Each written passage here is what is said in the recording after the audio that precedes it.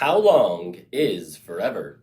In my last video on Matthew 25:46, I made the claim that translating aionios as eternal is incorrect. In this video, we're going to take a look at how the word aion and its adjective form, aionios, are used throughout the Bible to see if my understanding is correct. If you haven't seen my last video, it may be helpful to have watched it first, so I'll put a link to it below. Before we take a look at how aion is used in the Bible, let's go over the definition that I am proposing is correct. Aeon means an age, and aionios, the adjective form of the word, means pertaining to the age. An age is a continuous period of time, long or short. Continuous, age, and age-daring are way more accurate translations than eternal. Matthew 24, verse 3 speaks of an ending aeon.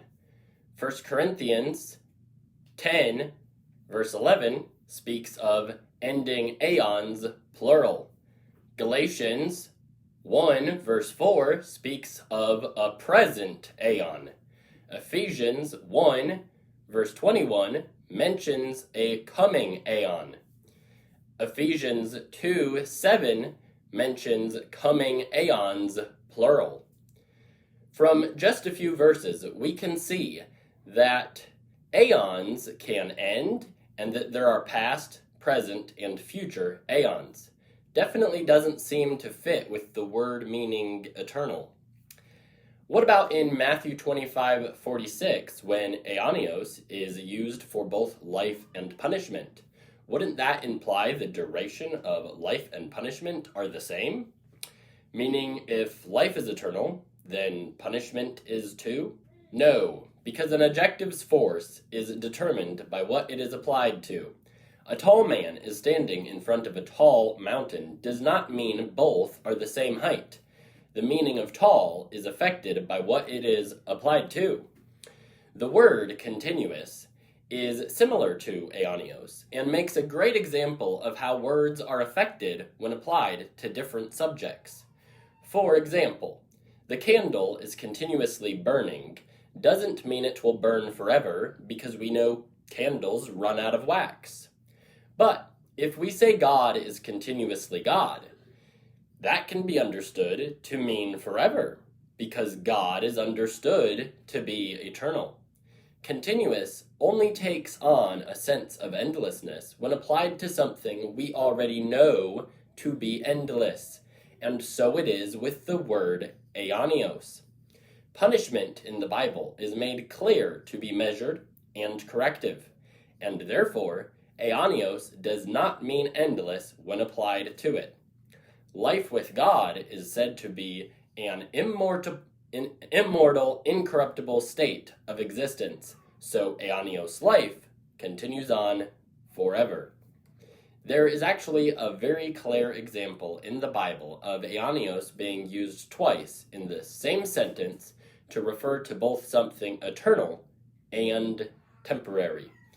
Romans 16:25-26 speaks of an aionios secret that has now been revealed by the aionios God. The same Greek word is used twice and applied to both God, who has no beginning or end, and also to something that was temporarily a secret. When God is called the aionios God, God of the ages, his eternal nature reflects back onto the word aionios, giving it the force necessary to include eternity. The Greek translation of the Old Testament, the Septuagint, made in the 3rd century BC, can help us understand how scholars of that day understood the Greek word aionios. Out of over 100 instances of aionios in the Greek Old Testament, 4/5 imply limited duration. Here are two of my favorite examples from the Old Testament.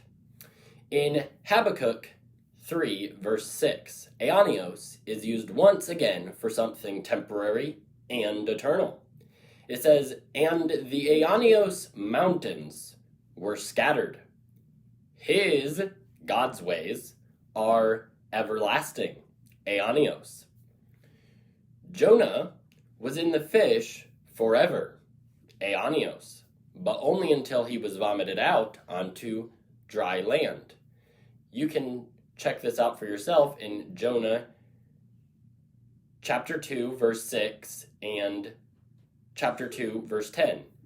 So how long is forever? Well, in the case of Jonah, forever was only 3 days. If aionios doesn't actually mean forever, then how can we know life after death lasts forever?